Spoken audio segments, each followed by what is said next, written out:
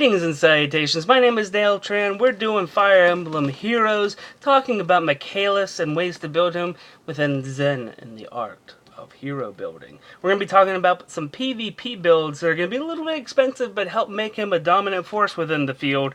If you're looking for something a little bit friendlier on the SP wallet, and maybe even the Orb wallet, or if you're looking for something to put on your defensive team so that you can have a Rock and Michalis on an enemy phase, I have some links for you here in just a moment, but just want to let you know that if you like what you hear, or if there's anything here that gives you something to chew on, give me a like, I would appreciate it. Also subscribe so you can get build videos quicker, faster, better, easier. So one build I'd like to talk about utilizes Brave Axe, and for 70 wins, 14 losses, 56 defenses or draws, you can put a Brave Axe on them.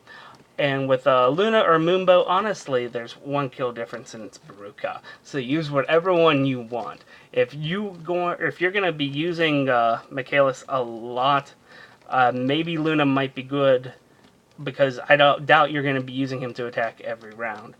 He is going to be doing a lot of defense, so because of his high defense. Even with Life and Death 3, as you see here on the screen, he's still going to be a good flying wall. Not the best anymore. He's going to fall eventually, but that's pretty good. Dragback helps give him survivability and whatever C slot you want to give him. I recommend Goad Flyers just because he's going to be flying around everywhere trying to make sure that people are protected. You're probably not going to always have your favorite flyer right next to him, so I prefer Goad Flyers.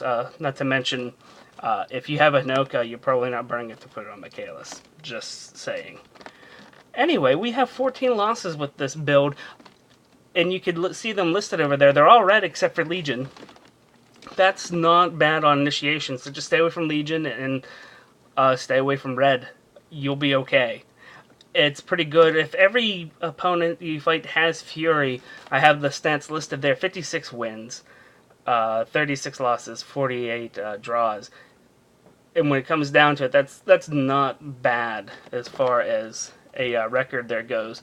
When it comes down to it, though, for the 70 wins and for the 56 draws, you're doing everything that matters. You are hurting everybody that matters, except for, like, Effie.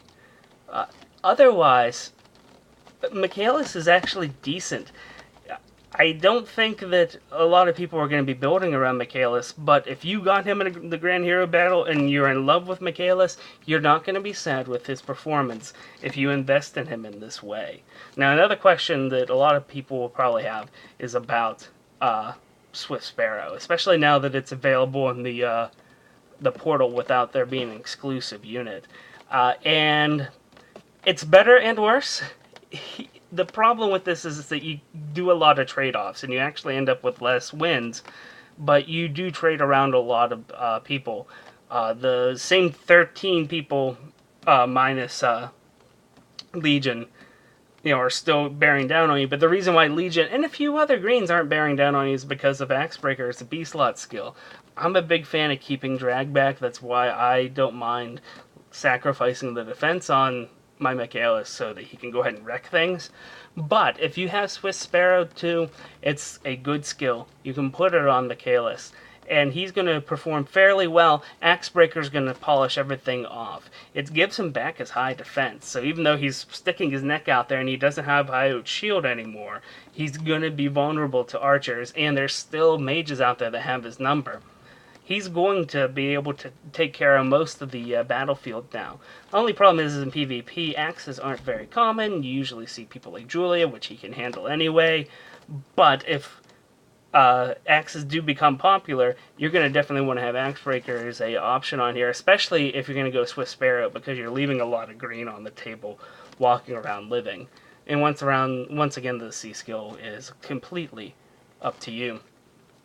But that's all I have to show for you right now. So, once again, if you need to look at some builds that are a little bit cheaper and that just use his default kit, I have a link for you. Also, if you want to look at some skills that look at his defenses, for the defensive round, I have links for you there too. So, thank you so much, and until next time, take it easy.